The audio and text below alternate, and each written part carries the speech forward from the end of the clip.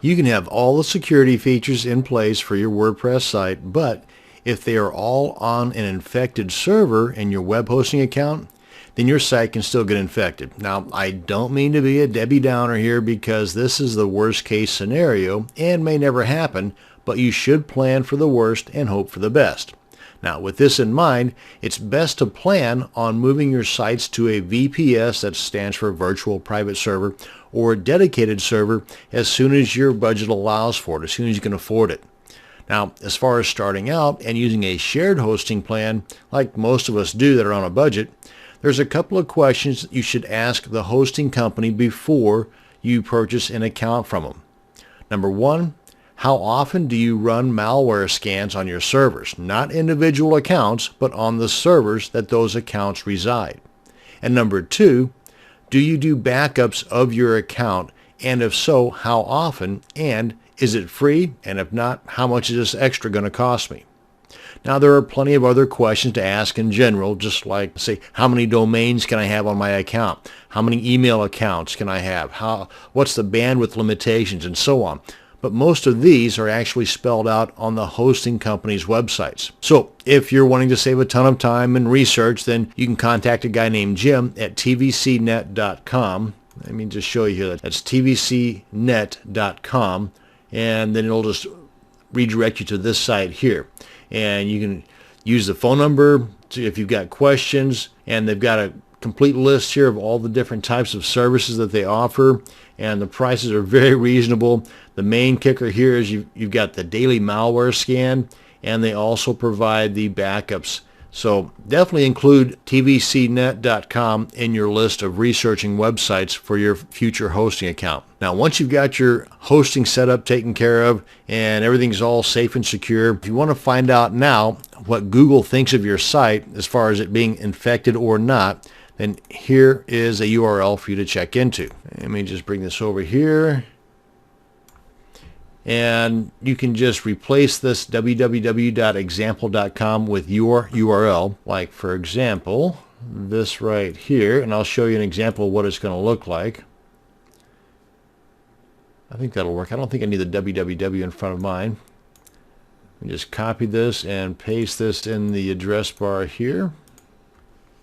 And this is the results of what you should get if your page is clean. What is the current listing status for your domain? And it'll tell you here if your site is listed as suspicious or not, and hopefully it's not suspicious, and so on. And there's a host of other goodies over at the Webmaster Tools that you can rely on to keep your site safe, secure, and indexed too.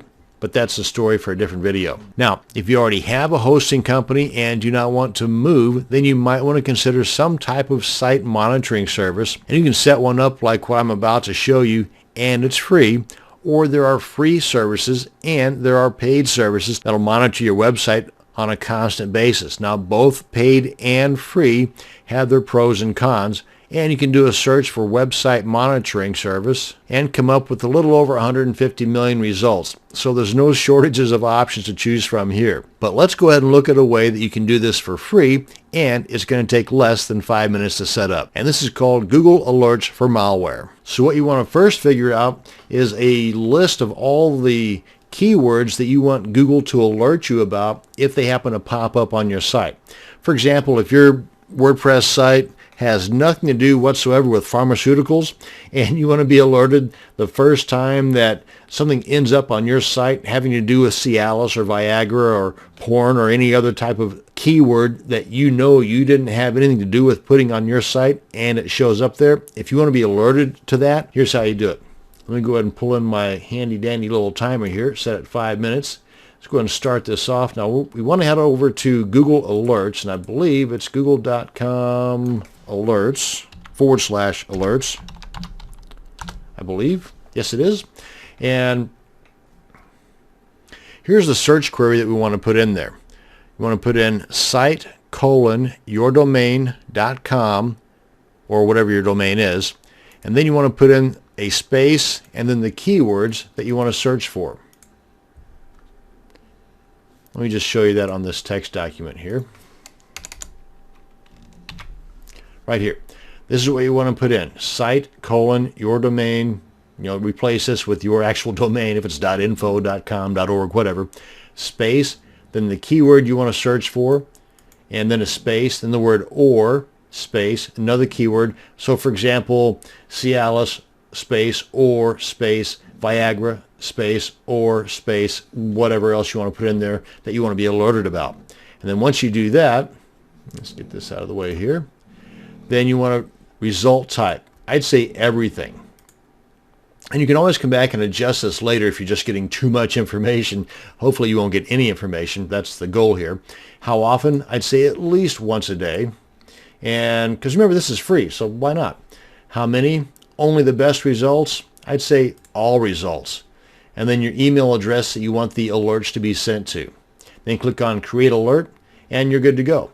Now, if you have several alerts in here, because maybe you're fluent with Google Alerts, then you can go here to Manage Your Alerts to go in and edit any alerts that you have set up, or to see if you need to make any adjustments on any of those current alerts you've got already created. And there you go. You see, you were able to do this site monitoring for free in under 5 minutes. And that's going to bring us to the end of this video on site monitoring and web hosting the secure way. Thanks for watching. You have a great day.